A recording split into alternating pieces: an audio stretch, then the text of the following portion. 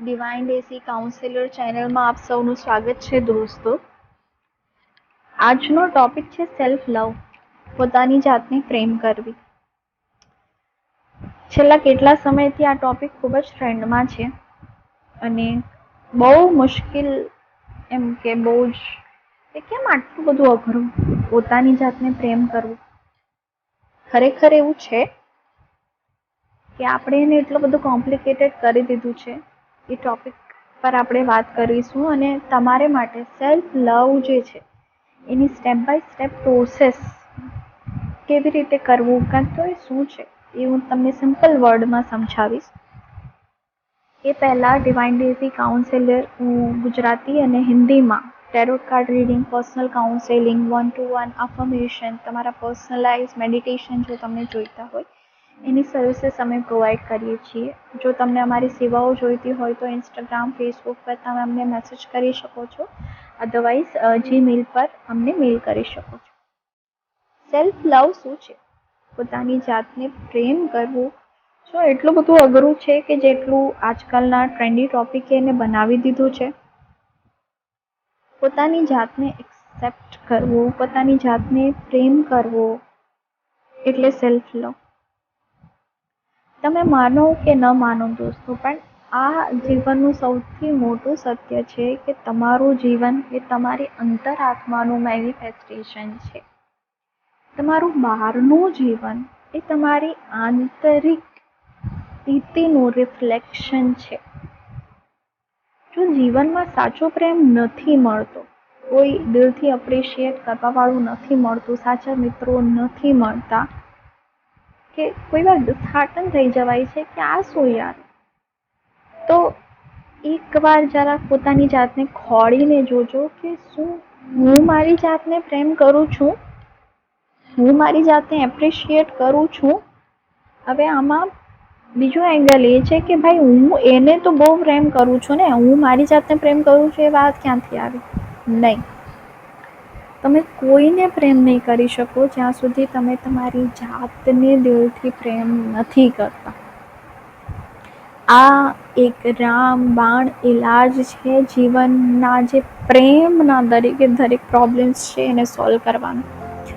જો તમારા પેરેન્ટ્સ, તમારા મિત્રો, તમારા જીવનસાથી તમને 100% પ્રેમ કે કેર નથી આપતા, તો એકવાર રિફ્લેક્ટ કરીને જોજો કે આ મારી જીવનમાં રિફ્લેક્ટ થતી કમી એ મારી અંદરની પોતાની જાતને ન અપાયેલા પ્રેમની કમીનું રિફ્લેક્શન તો નથી. હું 99% એટલે કહું છું કારણ કે અમુક લોકોને પ્રોબ્લેમ હોય, પણ 100% એ એનું જ રિફ્લેક્શન છે.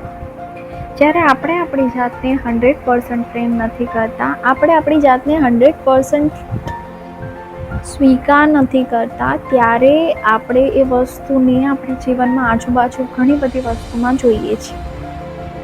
તો પોતાની જાતને પ્રેમ કરો, પોતાની જાતને એક્સેપ્ટ કરો. પોતાની જાતને પ્રેમ કઈ રીતે કરવો, એને માટે લુઈસ હે જે છે બહુ જ બેસ્ટ સેલિંગ ઓથર છે બહારના, એમણે પોતાનું કેન્સર પોતાની જાતને પ્રેમ કરીને ઠીક કરેલું. એમણે પોતાની જાતને રિફ્લેક્ટ કરી અને જોયું કે 17-18 વર્ષની ઉંમરથી એમની સાથે જે થયેલું એ એમને જીવનમાં મેનિફેસ્ટ થયું કેન્સરના રૂપમાં. એટલે ફિઝિકલ ડિસીઝ જે છે પોતાની જાતને ન પ્રેમ કરવાને કારણે, પોતાની જાતને અંદરથી કોન્સ્ટન્ટ રિજેક્ટ કરતા રહેવાને કારણે મેનિફેસ્ટ થયું. એમણે એ વસ્તુને સ્વીકારી, એમણે પોતાની જાતને પ્રેમ કરવો સ્વીકાર્યું. અને આ ઇન્ટરનેટ પર તમને ઘણા બધા વિડીયો મળી જશે. એમણે પોતાનું કેન્સર ઠીક કરેલું અને ત્યાર પછી એમણે બુક લખી, you can heel your life. એમની એક બીજી બુક જે મને બહુ જ ગમે છે એ છે મિરર વર્ક, આયનાની સામે જોઈને પોતાની જાતને પ્રેમ કરવાનું. અને એ બુક જે છે 21 દિવસ પોતાની જાતને હીલ કરવા માટે. આ બુક ઇંગ્લિશમાં છે મારી પાસે, હું તમને ગુજરાતીમાં ટ્રાન્સલેટ કરીને આ 21 દિવસની જર્ની પર લઈ જઈશ કે પોતાની જાતને 21 દિવસ સુધી અલગ અલગ સ્ટેપ બાય સ્ટેપ કઈ રીતે પ્રેમ કરવો. લુઈસ હે પ્રસ્તાવનામાં કહે છે સેલ્ફ લવ માટેની આ મિરર વર્કની પ્રસ્તાવનામાં કે આપણે જે વિચારીએ છીએ એ આપણા અફર્મેશન છે. હવે વિચારો, આપણે કેવું વિચારીએ, મારા તો વાળ જ સારા નથી ને, આ મારું પેટ બહુ વધી ગયું છે, આ તો મને કોઈ પ્રેમ જ નથી કરતું, ભાઈ હું કેટલું કરું કોઈ અપ્રિશિએટ નહીં કરે, મારી રસોઈને કોઈ દિવસ એમણે સારી કીધી નથી, હું ગમે તે કરી લઉં પણ મારી સાથે કેટલું ટોર્ચર કરો તમે તમારી જાતને, તમારી અંદર બંધ કરો, તમારો ઇનર ડાયલોગ બદલો, તમારી સેલ્ફ ટોક બદલો.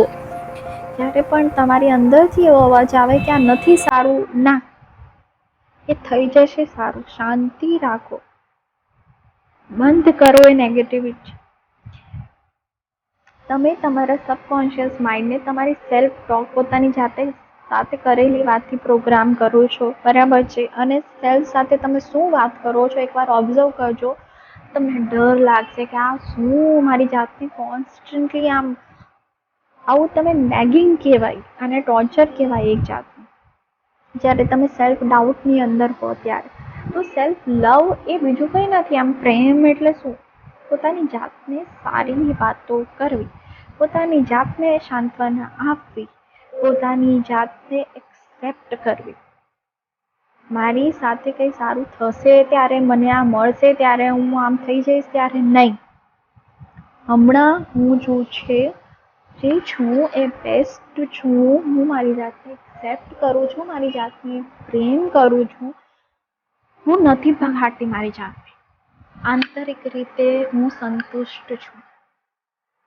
લુઈસ એ કહે છે કે આ એક પ્લાન્ટ સીડ કરવા જેવું છે, એક બીજ રોપવા જેવું છે કે જે તમને પીસ ઓફ માઇન્ડ, જે કરોડો રૂપિયા ખર્ચીને પણ તમે ન મેળવી શકો, એ મેળવવા માટેનો રસ્તો છે. મિરર સામે ઊભા રહીને એક જોરથી પોતાની જાતને અફર્મેશન્સ આપવા, સારી સારી વાતો કરવી, એ એક બેસ્ટ ટેકનિક છે કે જેને 21 દિવસમાં આપણે ટ્રાય કરવાના છે. આજે મિરર વર્ક કરવું, આઈના સામે જોઈને પોતાની જાતને પ્રેમ કરવો, એ પોતાની સાથે સંબંધ ડેવલપ કરવાનો બેસ્ટ રસ્તો છે.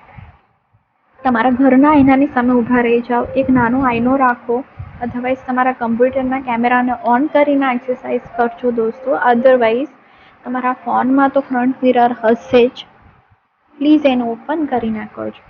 એનું એક ઇમ્પોર્ટન્સ છે, જ્યારે તમે આઈનાની સામે આંખમાં આંખ નાખીને પોતાની જોડે પ્રેમથી વાત કરો ત્યારે પહેલાં થોડો રેઝિસ્ટન્સ એમાં આવે, અંદરથી એવા અવાજ આવે, હાય મારો પિમ્પલ, હાય મારો હોઠ, હાય મારી આંખો, હાય મારો નાક આવું છે, જાડું છે, પાતળું.